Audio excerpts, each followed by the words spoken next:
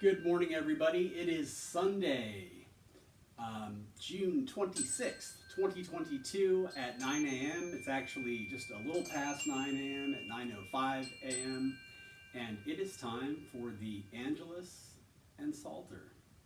Alexa, cancel.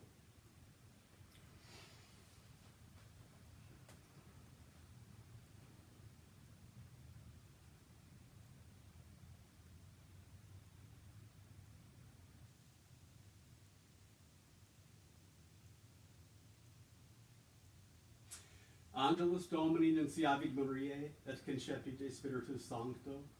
Ave Maria, gratia plena Dominus tecum, benedicta tu in mulieribus, et benedictus fructus ventris tui, Iesus.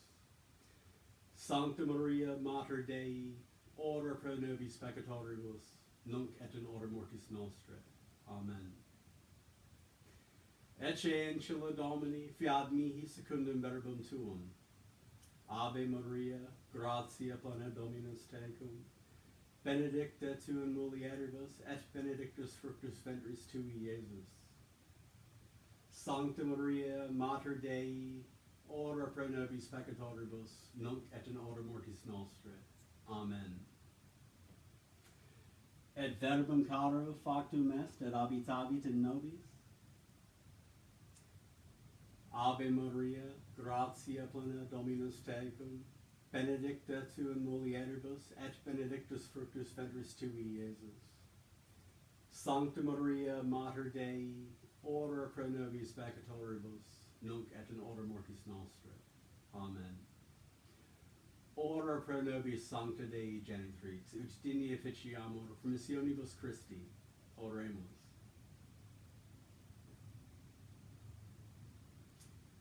Gratiam tuum quesimus Domini, mensibus nostris infunde, ut qui angelo nunciante Christi filii tui incarnationem coniovimus, per passionem eis et crucem, ad resurrectionis gloriam perdicamur, per indum Christum Dominum nostrum.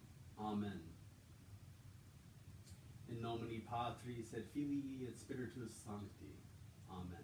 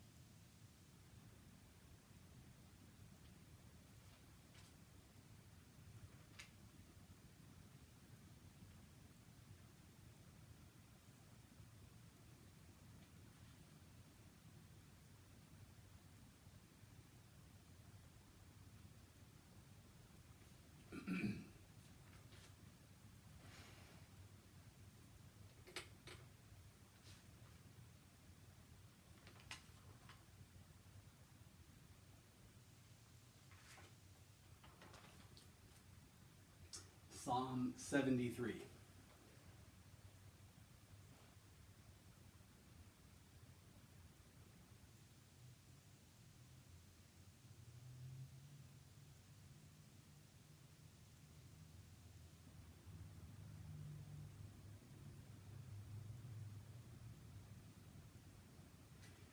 Truly God is good to Israel, to those who are pure in heart. But as for me, my feet had nearly slipped. I had almost tripped and fallen, because I envied the proud and saw the prosperity of the wicked. For they suffer no pain, and their bodies are sleek and sound. In the misfortunes of others they have no share. They are not afflicted as others are. Therefore they wear their pride like a necklace, and wrap their violence about them like a cloak. Their iniquity comes from gross minds, and their hearts overflow with wicked thoughts. They scoff and speak maliciously. Out of their haughtiness they plan oppression. They set their mouths against the heavens, and their evil speech runs through the world. And so the people turn to them and find in them no fault. They say, how should God know? Is there knowledge in the Most High? So then, these are the wicked, always at ease. They increase their wealth. In vain have I kept my heart clean and washed my hands in innocence. I have been afflicted all day long and punished every morning. Had I gone on speaking this way, I should have betrayed the generation of your children. When I tried to understand these things, it was too hard for me. Until I entered the sanctuary of God and discerned the end of the wicked. Surely you set them in slippery places. You cast them down in ruin. Oh, how suddenly do they come to destruction, come to an end, and perish from terror. Like a dream when one awakens, O Lord, when you arise, you will make their image vanish.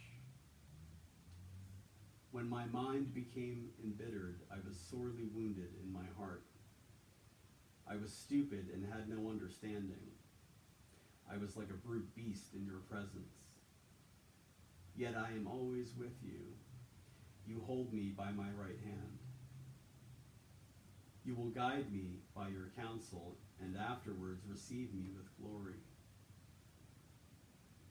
Whom have I in heaven but you? And having you, I desire nothing upon earth. Though my flesh and my heart should waste away, God is the strength of my heart and my portion forever. Truly, those who forsake you will perish. You destroy all who are unfaithful. But it is good for me to be near God. I have made the Lord God my refuge. I will speak of all your works in the gates of the city of Zion. Glory to the Father, and to the Son, and to the Holy Spirit, as it was in the beginning, is now, and will be forever. Amen.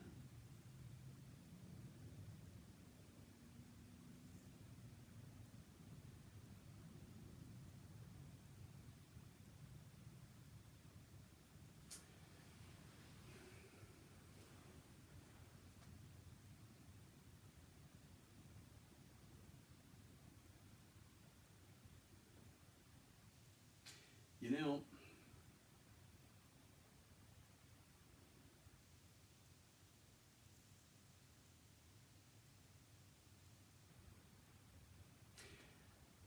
I'm sitting here hesitating, or not really hesitating, kind of waiting for the rest of what began to come to me during the reading of the psalm to finish this thought. But on the one hand, it's unpleasant as it is, it's unpleasant enough to not want to jump into right now, and at the same time,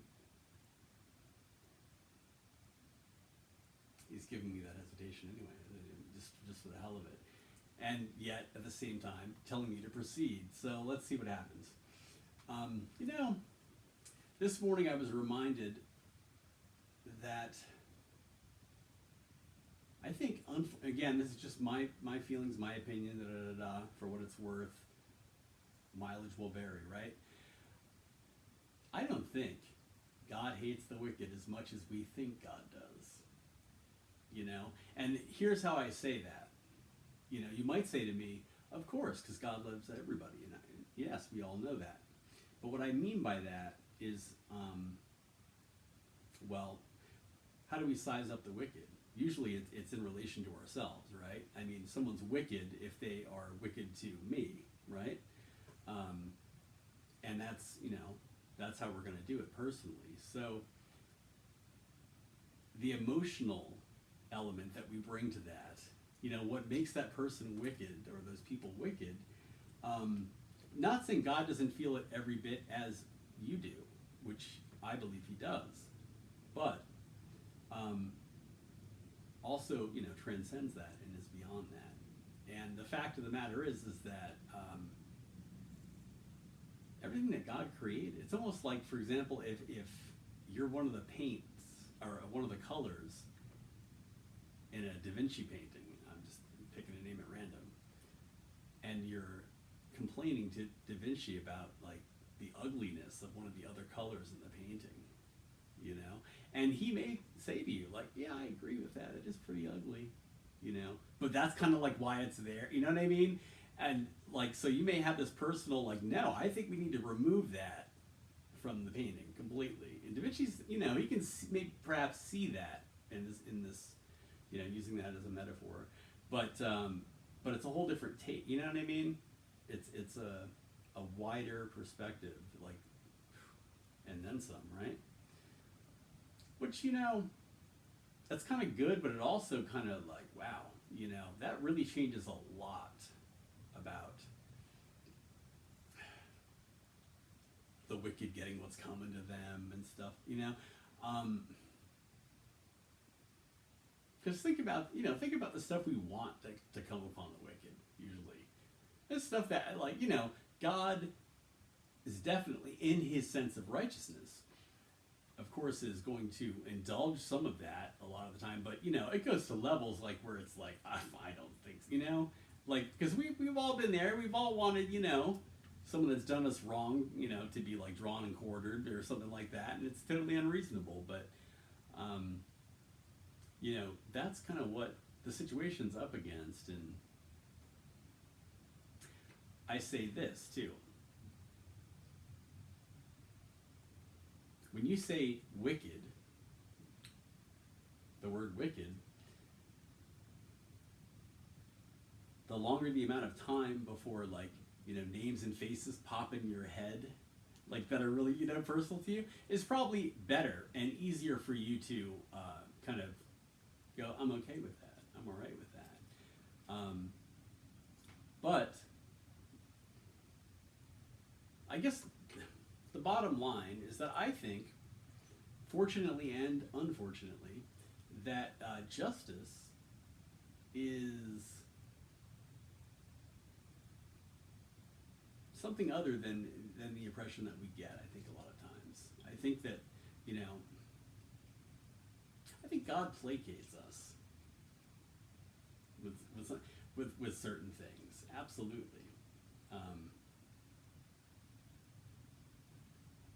For whatever reason that, you know, we don't know, but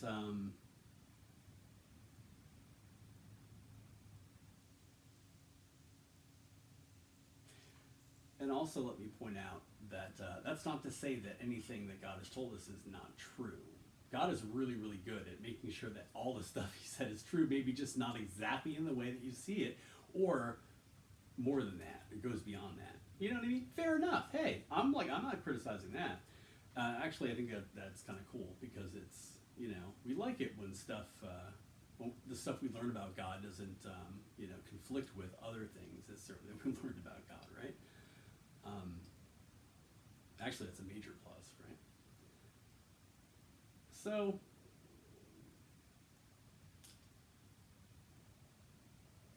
I think it's a good idea, as much as possible, you know, to get away from the need for vengeance, period.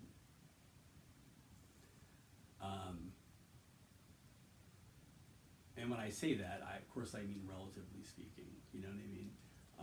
Because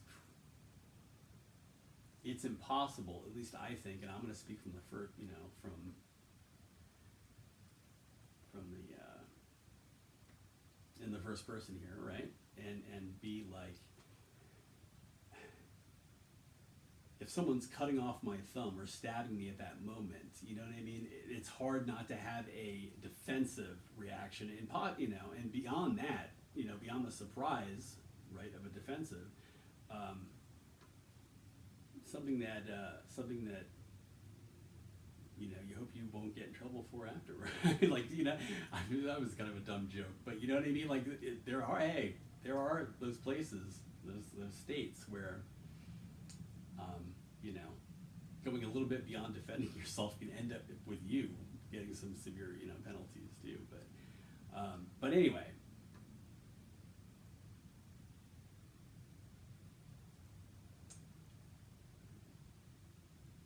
it's impossible not to have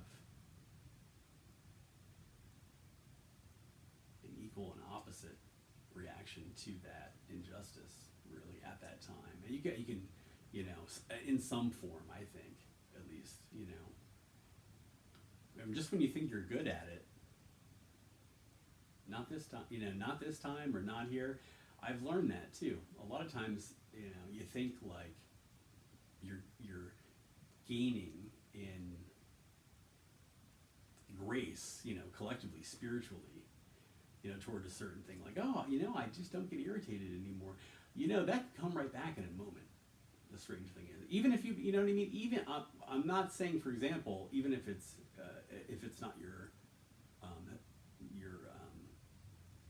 what's the word I'm looking for there? Even if it's not your normal demeanor, I'm talking about even if it is.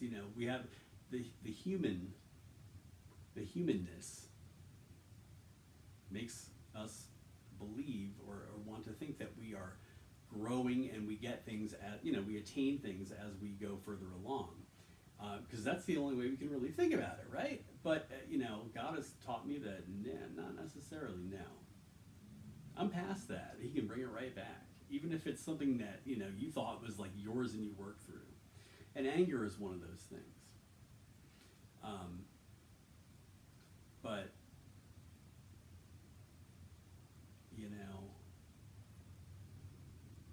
and funnily enough, I was not saying that in relation at all to my anger issue the other day, although apropos. But yeah, it's something else.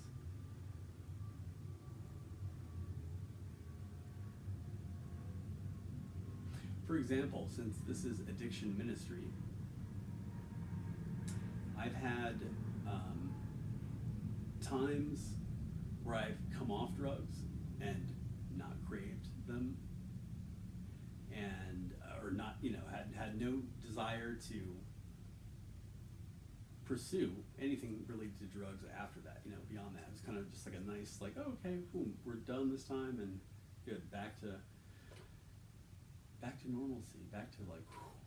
And I've had other times where, nope, it's like the push is on, and you'd think that like one of those would be like, well, the older I've gotten, I've found that I'm just more chill about it. That's not how it works. That's not how drugs work.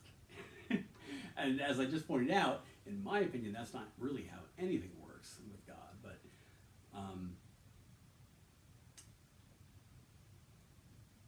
in that particular situation, lately, as far as like since I moved in here, it's been consistently chillaxed about not. I mean, of course, I relapse enough, but even that said, I'm also aware of what I could be doing that like I'm not and haven't been for quite a while now, and I'm glad about that. But I know that like it's nothing I've earned. Again, it's nothing I've earned. It's nothing I've I'm just in that place now. No, it's grace. And I hope it keeps going. I hope I tell God all the time, can we let's turn up a little bit. It's good, it's great, I love it. Let's keep on, let's refine that even more. It's awesome, it's a good thing. Well,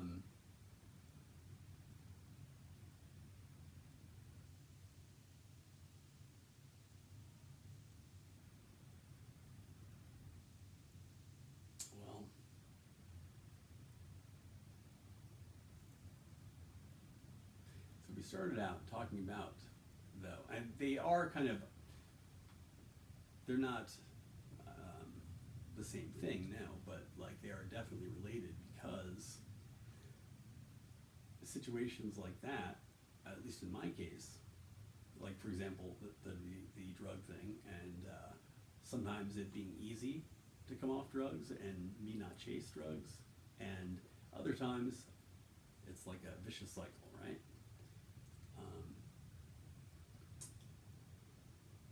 Being aware of that, the next thing you kind of deal with is I don't want to say injustice sometimes, but sometimes connected with injustice, but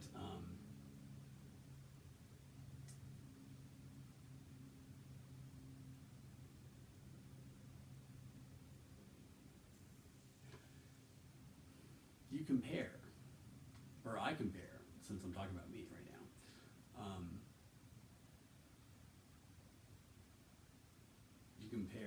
I compare situations like my own to others around me, to all kinds of stuff. Not usually, I don't ever usually, because I think it's dangerous, I don't ever usually go,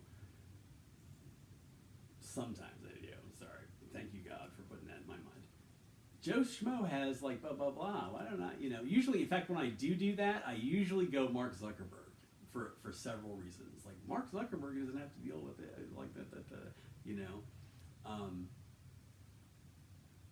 and when I do, it's kind of representative of like, I don't really mean Mark Zuckerberg when I say that. I kind of just mean the idea of like freedom from that particular general difficulty or whatever.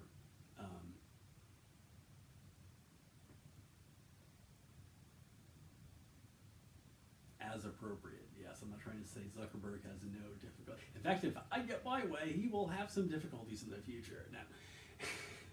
No.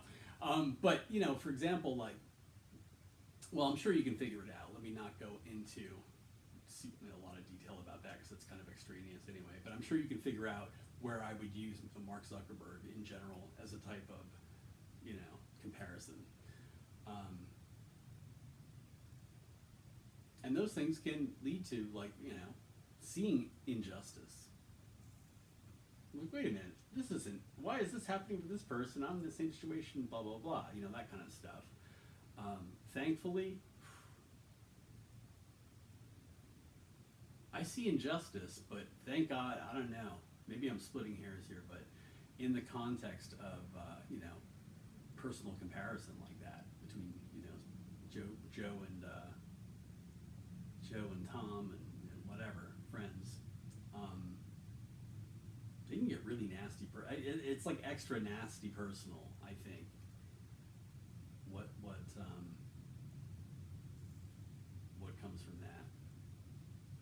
I like to just look at the situation of injustice, and I do see it that way. But again, it's because of grace. I like to think, oh, that's kind of my personality type. So I've been like that for a long time. Like, yeah, that's true, but like, that's not why it is,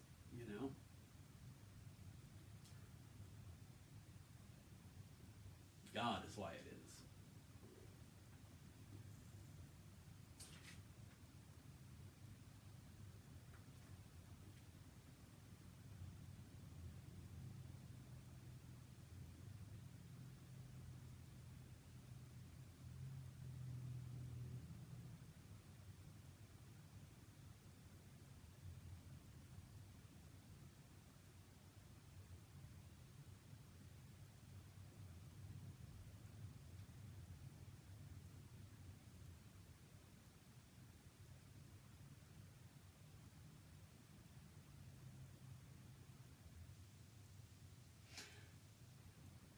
go back to the painting for a minute, the Da Vinci painting.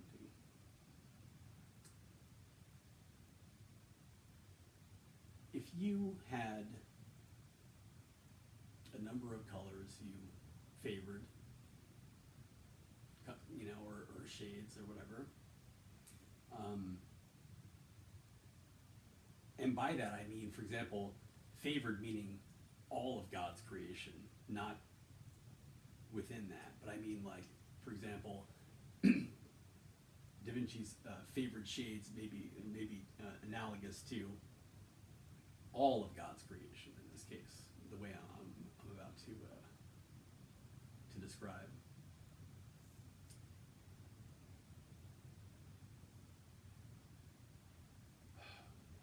I'm going to be honest with you.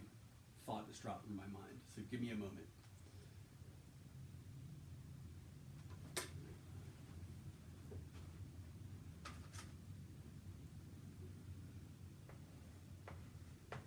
Oh yeah. Okay.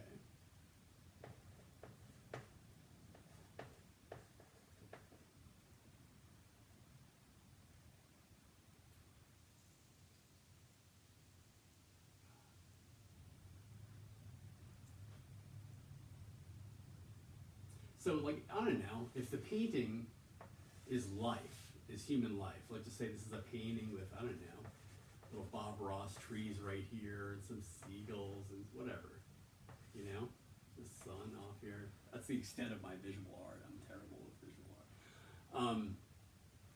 If this is life, okay, and the afterlife, heaven or hell, is like off the painting, right? I mean, and off the painting and perhaps onto another painting. It's not, for right now, it's not really important, you know, what goes beyond off the painting, at least as far as I'm going to develop it anyway. But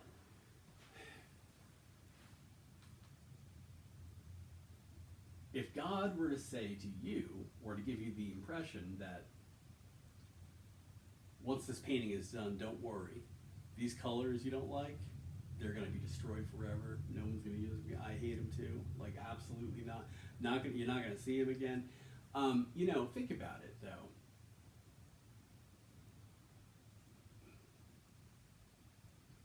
It doesn't. You know, God's not going to create something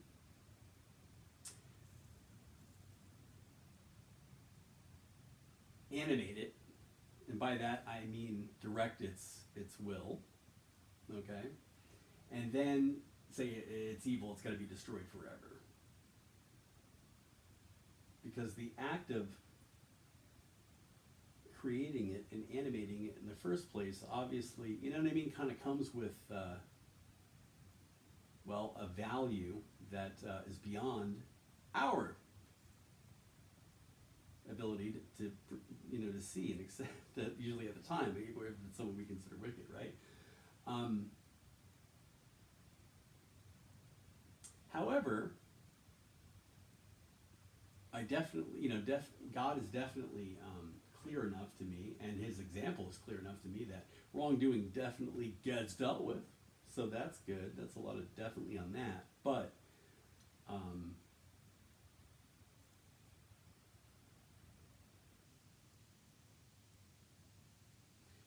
I also find, even on a personal level, the idea of condemning anybody to hell or just like destruction like that doesn't seem so good to me anymore, as far as like, even, you know, and even for other people, how I mean that, you know what I mean? Because usually that's what, you know, people are like, oh, good, I'm glad I'm getting in. The rest of you, well, you deserve it. No, like, I don't feel that way. You know, that's just not the way I've been seeing things for a while now.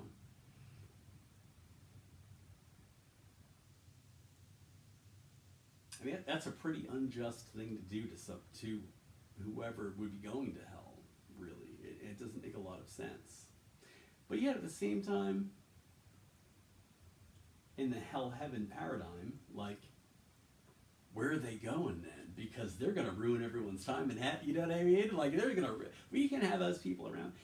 I mean, and I'm sure it's not all that, you know, I'm sure it's not all that pat of a situation, but it makes us wonder. But anyway, so, the whole point, though, was reading through and praying Psalm this morning, Psalm 73.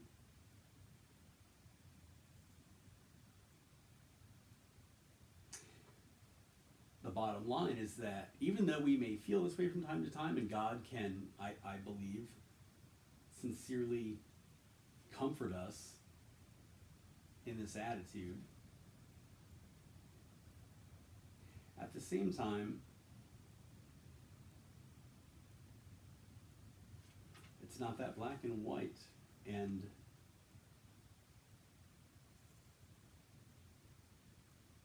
us, them.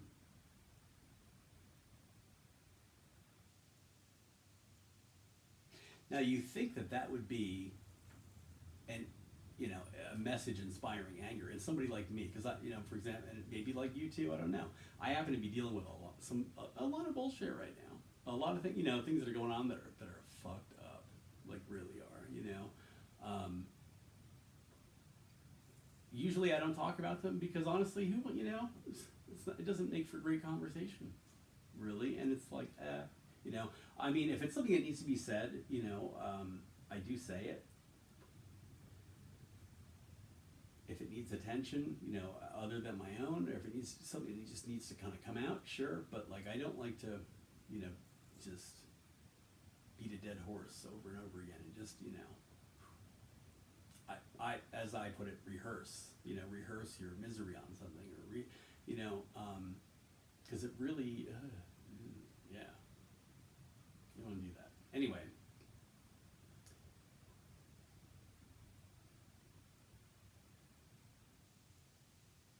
We're going to leave it at that right now. That's enough.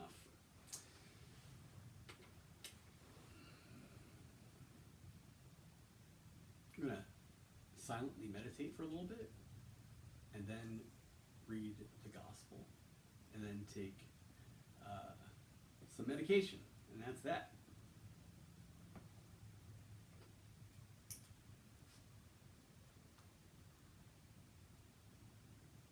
I have to watch this back later. It's one of those mornings where I'm like, oh God,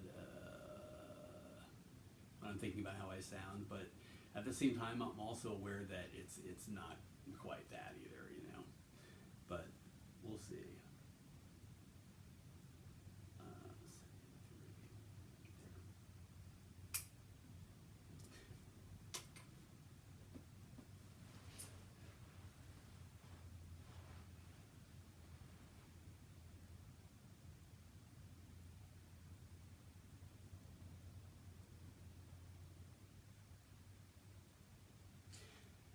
To somebody that knows what I'm talking about, or at least is on the same page, everything I just discussed is a lot more cohesive, I think, than it would appear to be, just listening to me. But probably not as bad as I'm criticizing myself over it too. That is what I mean to say. So hopefully it was good for you.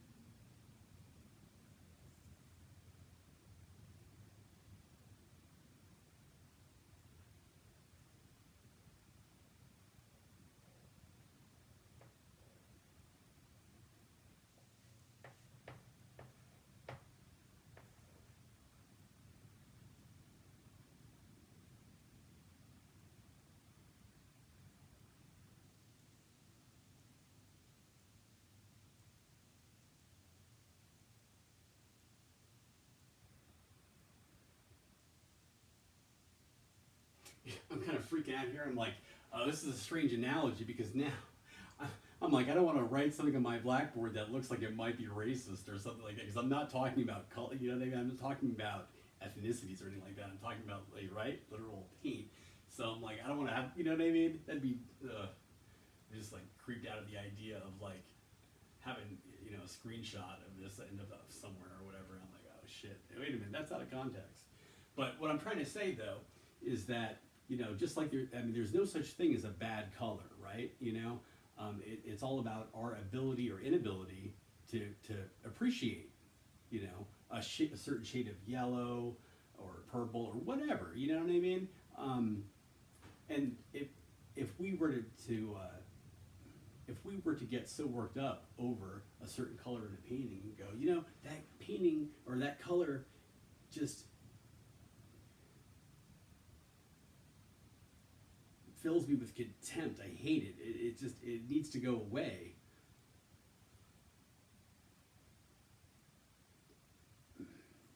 It's unlikely, you're not gonna. I doubt we're gonna convince God, right, of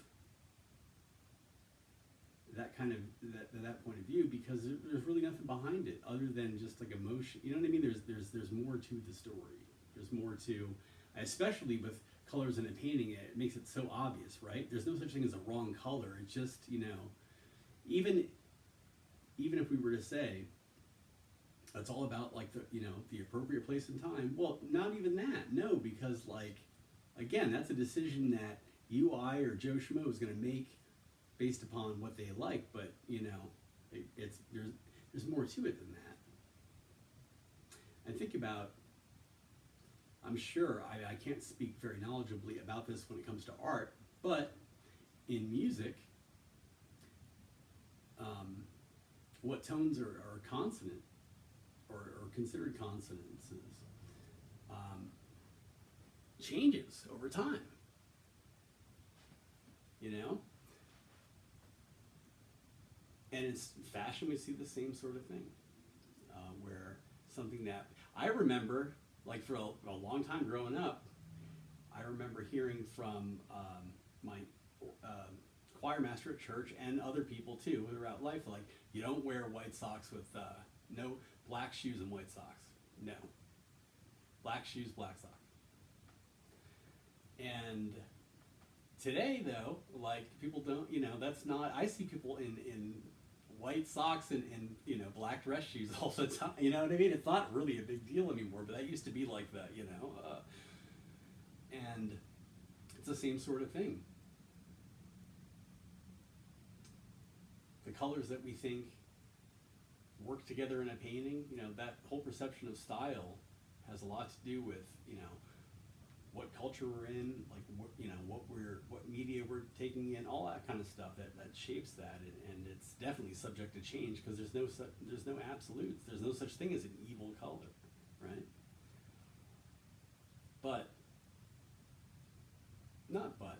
I think that along those lines is a better descriptor of how God feels about us than we necessarily feel about each other. Because we can go, well, yeah, there's no evil colors, but there's evil humans, right? But like to God, I mean, yes, of course, he can see that, but I don't think that it's, I don't think it's, like I said, as absolute as someone that is emotionally driven against another person is feeling at that moment.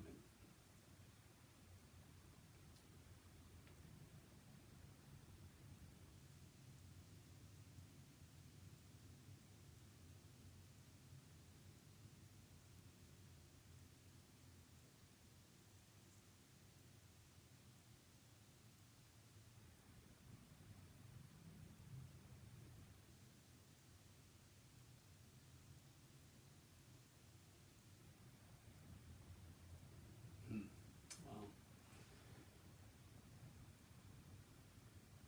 all right, time for the gospel. I brought the Jerusalem Bible in. Change it up a little bit.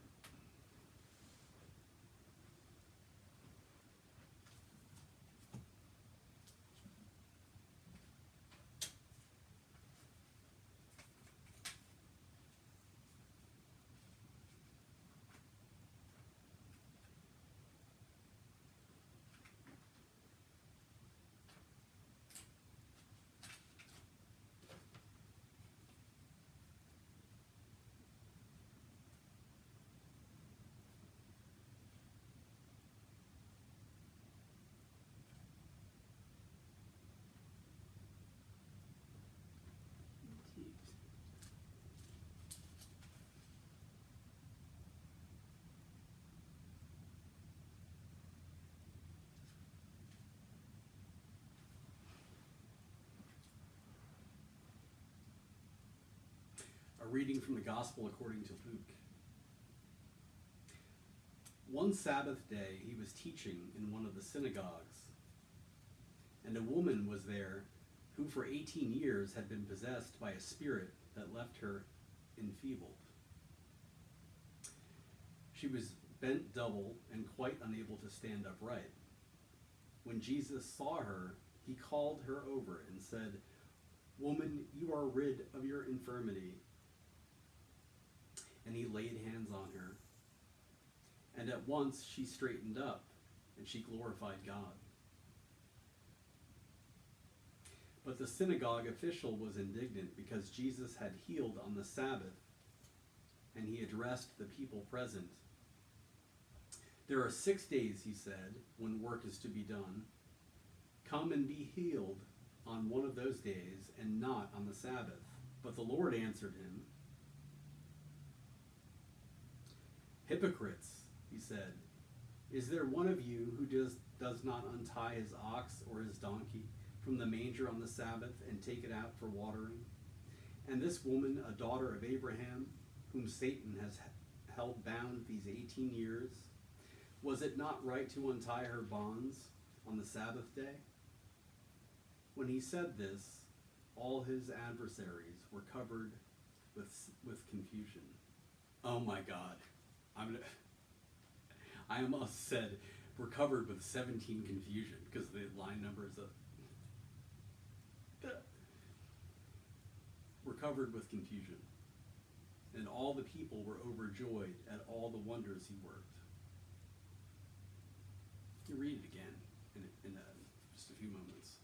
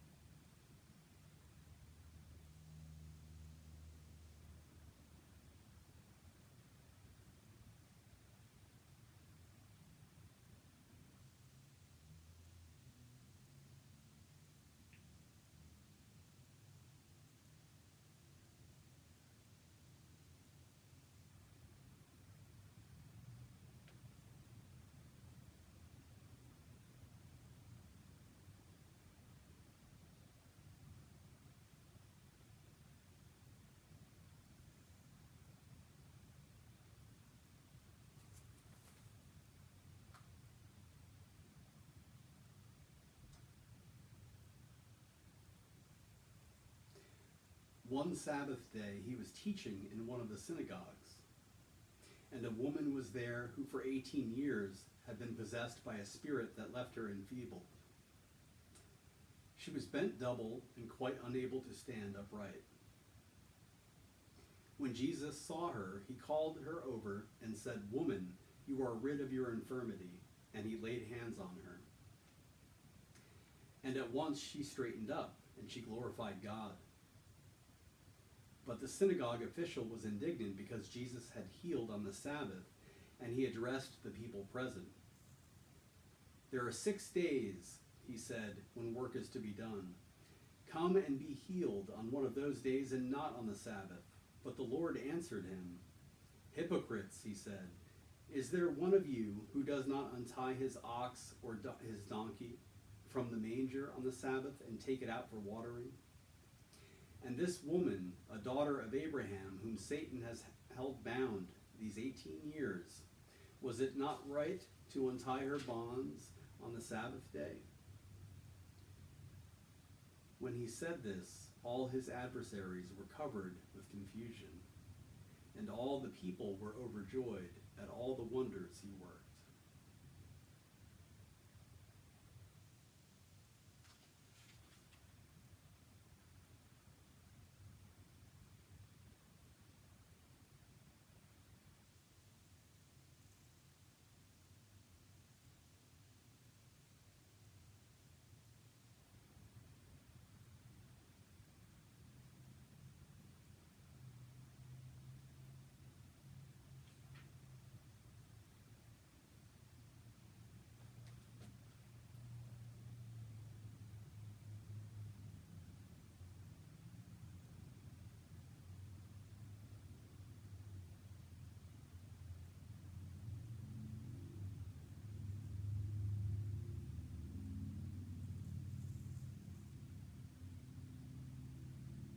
for some strange reason, it reminds me of the, is it easier to, what is easier to do, to forgive somebody's sins or to tell them to get up and, walk, a crippled person to get up and walk? But so that you may know. For some reason that comes to mind right now.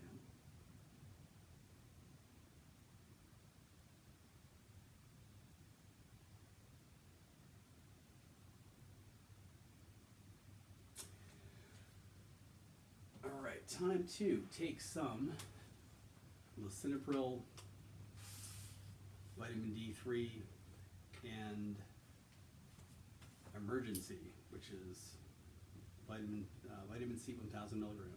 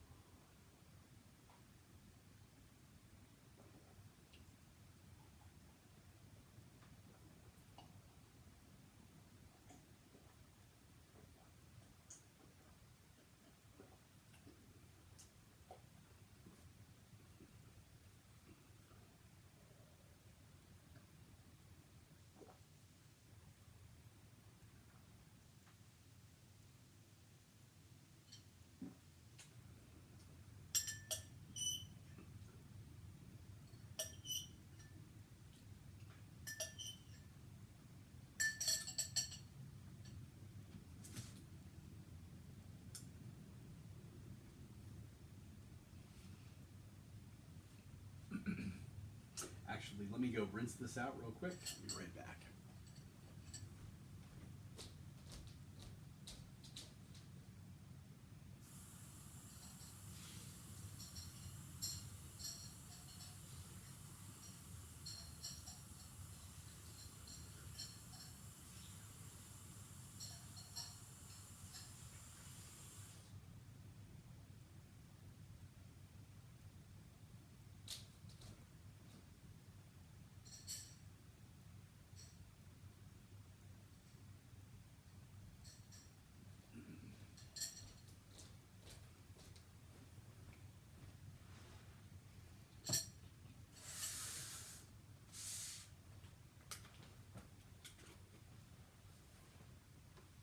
Okay, oh, that's right. And this here, prayer log for this morning.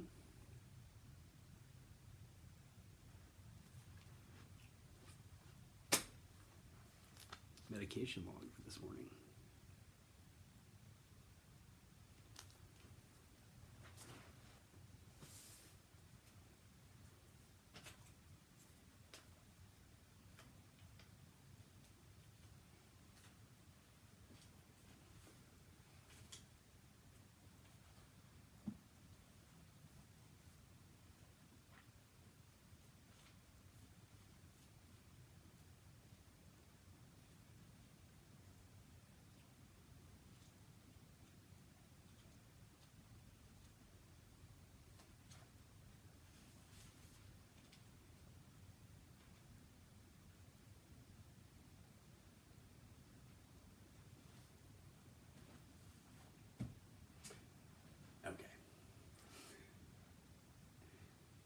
I literally wanted to make sure that I read the right, I was like, for some strange reason, I looked at that paper and I'm like, and there was some kind of disparity there, and I was like, let me catch that now, instead of like writing, that's a good thing though, right? At least I find it to be. It's best to not have those things happen, but is that human? No. So, all right, everybody. I'm going to remind you, as I do at the end of every video, to remember to brush your teeth, to floss especially, and most especially to say your prayers And I'll see you in the next video. I love you all. Happy Sunday and peace.